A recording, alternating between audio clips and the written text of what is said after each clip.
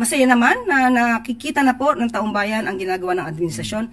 Pero muli, uulitin po natin, ang numero po ay hindi po magiging factor para sa Pangulo na magpakampante. Tama. Dahil kahit ano pa pong numero ang lumabas sa survey, tuloy-tuloy lang po ang ating Pangulo at ang administrasyon na to na magsilbi at magtrabaho. So ma'am, parang sinasabi niyo po na numbers lang naman ito po. Kasi ma'am, si VP Sara po, 61% ang trust rating niya. Ano po kayang gagawin ng gobyerno para man lang makadikit doon sa trust rating ng... Wala po kaming gagawin kundi magtrabaho. Yeah, nagalit. Magtatrabaho po kami na magtatrabaho. Nagalit si...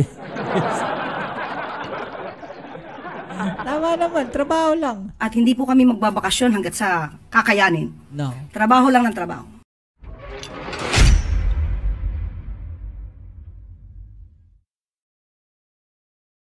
Hey, what's up? Welcome back din sa ating channel dito sa Mobs TV.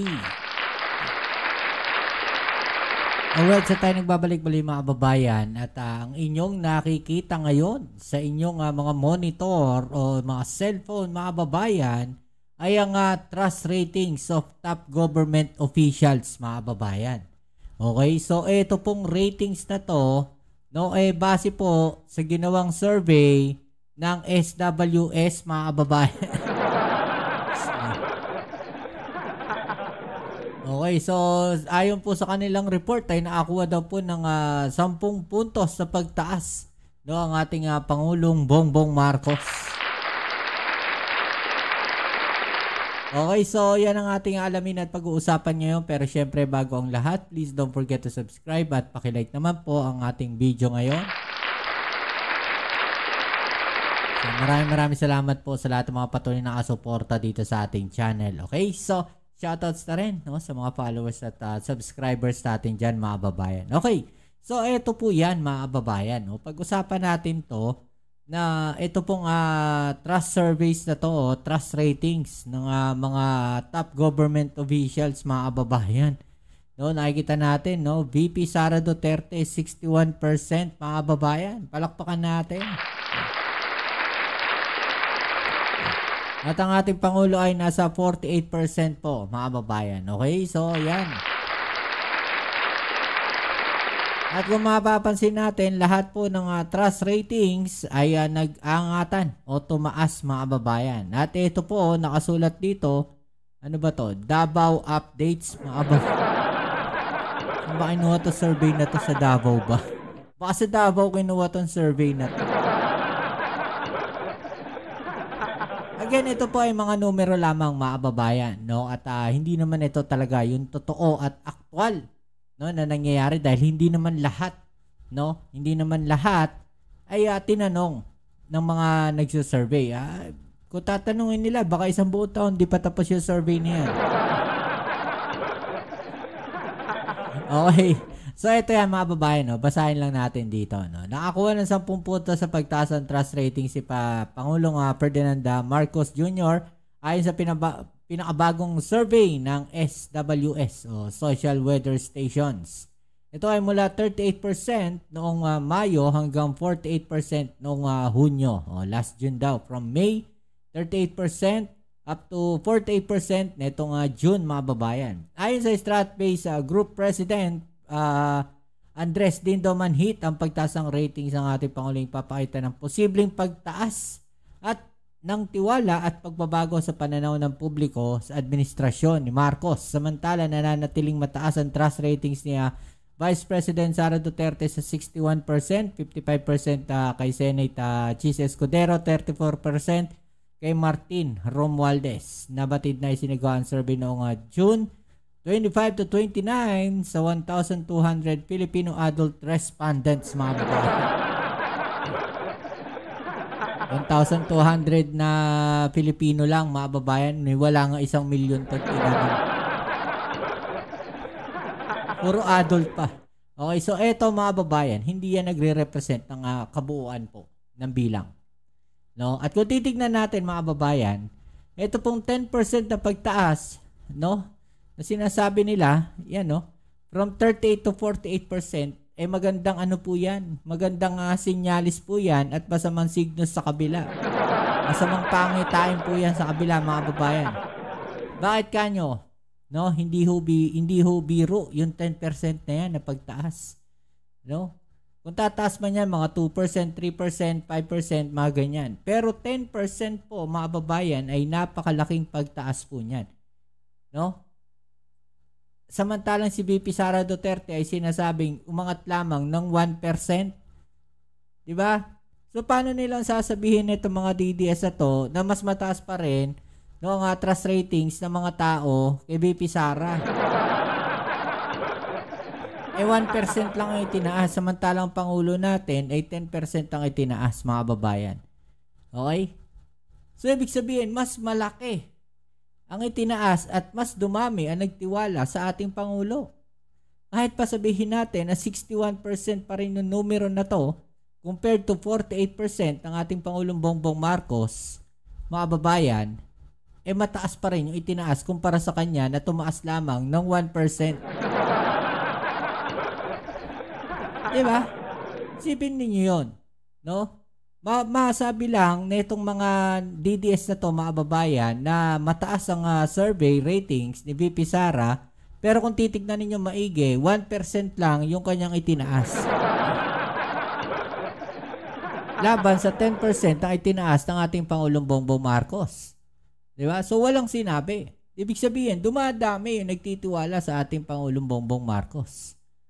Diba? Kahit sabihin natin mas mababa yan kaysa sa kanya. What if ang tinanong pala puro DDS? Oh. What if kung ang tinanong doon sa 1,200 na yun, karamihan pala ron mga pro Duterte? Diba? Imagine ninyo yun. O, ito, panoorin natin tong balita na to. Ayan, nakasulat to. May 2025, 60%. June 2025, 61%. 1% lang itinaas. Tuntua kayo nun? Ha? Tuntua kayo sa 1% na itinaas? No, ni VP Sara, samantalang si Pangulong Bongbong Marcos, 10% yung itinaas. Oh. Hindi nagbago. Sabi, trust rating ni VP Sara, halos hindi nagbago. Diba? Wala nagbago. Ibig sabihin, mga babayan, no, steady lang. Yung pa rin yung mga nagtitiwala sa kanya. Walang bumaliktad. Yung bumaliktad man, konti lang. Diba? O, tuloy natin to. Yung mga bumaliktad na yon, yung 1% na yon, mga babayan, yan yung mga nabudol no, na itong mga DDS. Yan yung mga nauto. Yan yung mga naloko na itong mga DDS na to. Naloko siguro ni mahilig mahilig mag-vlog, mga babayan, yung manira sa gobyerno, 'di ba? Yung lahat laging pangbabanat si Pangulong Bongbong Marcos, walang tigil na pagsabi ng bangag, 'di ba? Kilala niyo na, sinasabi ko. O, panoorin natin tong balita na to. Tumaas ang trust rating ni Pangulong Bongbong Marcos sa SWS survey nitong Hunyo habang halos hindi naman nagbago ang numero ni Vice President Sara Duterte. Ayon sa survey commissioned by StratBase, umangat sa 48% ang trust rating ni PBBM mula sa 38% noong Mayo. Halos hindi naman nagbago ang rating ng VP na nasa 61% nitong June. Ibig sabihin, mga babayan, dumami yung nagtitiwala sa ating Pangulo. Diba? Nadagdagan, no? Kay VP Sara, 1% lang, so natambakan siya. Yung mga taong nagtitiwala. Kasi dumagdag nadamihan dumami, di ba? Yun Nakakuha naman si SP Cheese Escudero ng 55% trust rating na mas mataas ng 8 percentage points kumpara noong Mayo. Umangat din ng 8 percentage points ang rating ni House Speaker Martin Romualdez sa 34% nitong June.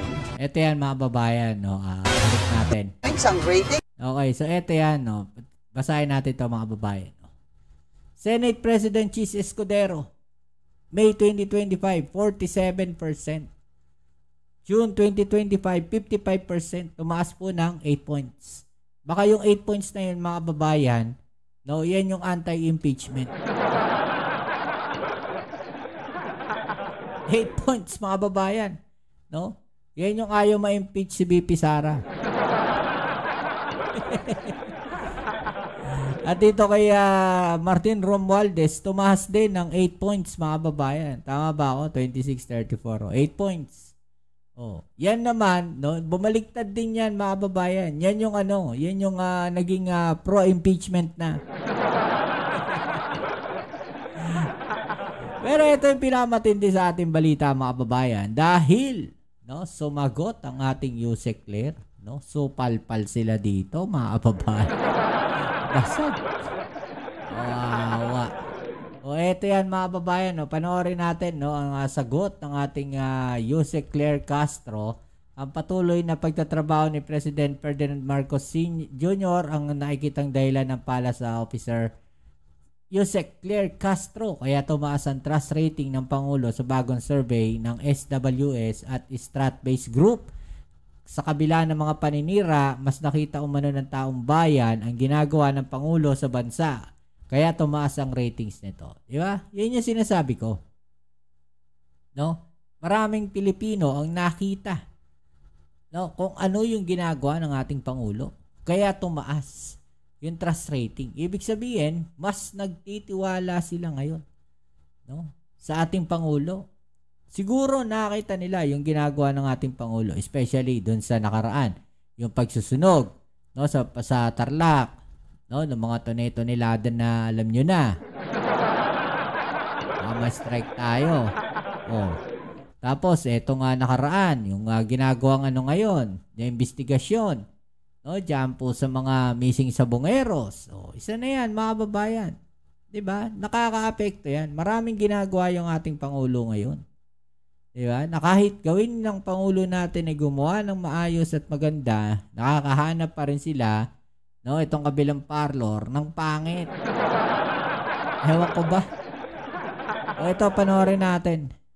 Ma'am, tumaas po yung trust rating ng Pangulo noong May 38%, ngayon June 48%. Ano po yung nakikita nating factors na nakatulong para po tumaas yung trust rating ng Pangulo despite po ng political noise at pamumulitika laban sa kanya at sa administrasyon po? O nga kahit na sobrang panggigiba sa kanya ng mga obstructionist nito na walang magawa kundi manira na manira. Totoo. At hindi makita magagandang trabaho ng Pangulo.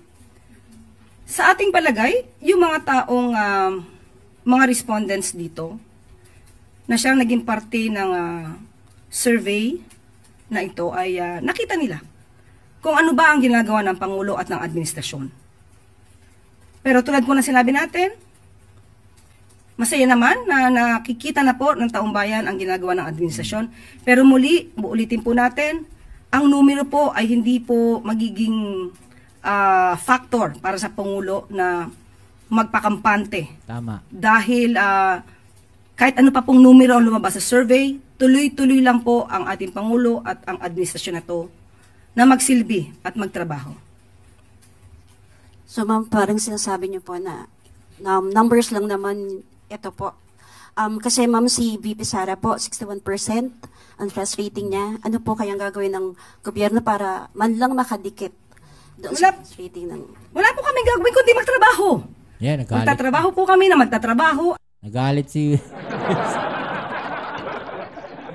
Tama naman, trabaho lang. At hindi po kami magbabakasyon hanggat sa kakayanin. No. Trabaho lang ng trabaho. Yun, hindi raw magbabakasyon, mga kababayan. Di kagaya ng Vice President Sara Duterte, panay yung alis ng bansa. Tapos sabi nga, wala raw siyang na mag-report sa taong bayan. Tapos si Pangulong Bongbong Marcos, pag umalis ng bansa, gusto niyo mag-report sa inyo? Sino kayo? May saltik talaga itong mga DDS na ito. Pag si VP Sara sinabi na hindi siya magre-report sa taong bayan, tuwan-tuwa, palakpakan. Pag yung Pangulong Bongbong Marcos, nag-abroad, naghanap ng mga investor, nakipag-meeting sa ibang bansa para sa establishment ng relationship ng Pilipinas at ng ibang bansa, pagbalik, kahanapan ng report. Pero si VP Sara, pag sinabing galing sa ibang bansa, okay lang na walang report. Teng talaga tong mga to Mga kulugo talaga parte nyo sa ulo, di ba? Ito sinasabi natin, mga kababayan, no, na kahit 10% lang yung itinaas ng ating Pangulo, no, malaki pa rin yan. Kahit na sabihin natin na mas mataas ang percentage ni VP Sara Duterte kaysa sa Pangulo Bongbong Marcos, ang pinag-uusapan dyan, mga kababayan, kung ilang percent yung itinaas ng mga nagtiwala sa ating Pangulo. Hindi pinag-uusapan dyan kung ilang percent na siya. Ang pinag-uusapan is kung ilang percent yung itinaas. Diba, mga kababayan? Yun yung pinag-uusapan dyan. Ibig sabihin, tama yung sabi dito, no, ni Yussi Claire. Mga kababayan. Tama yung sabi ni Yussi Claire. No? Na numbers lang yan. Ang importante pa rin dyan, mga kababayan, ay magtrabaho na magtrabaho, no? Hanggang hindi na nga sila magbabakasyon. Okay? Ano masasabi ninyo dyan, mga kababayan, no? I-comment na lang po sa ibaba niyo mga opinion at atin yung pag-usapan. Alright? So yan muli, maraming salamat sa lahat ng mga patuloy na kasuporta dito sa ating channel. Shoutout sa mga followers at subscribers natin dyan. Maraming salamat po sa inyong suporta. And please don't forget to subscribe, like, share, comment dyan sa comment section. Sa mga bago pa lang po dito, kita-kits tayo sa ating next video upload. Ito muli ang inyong Kuya Mobs dito sa Mobs TV. Peace. I'm out.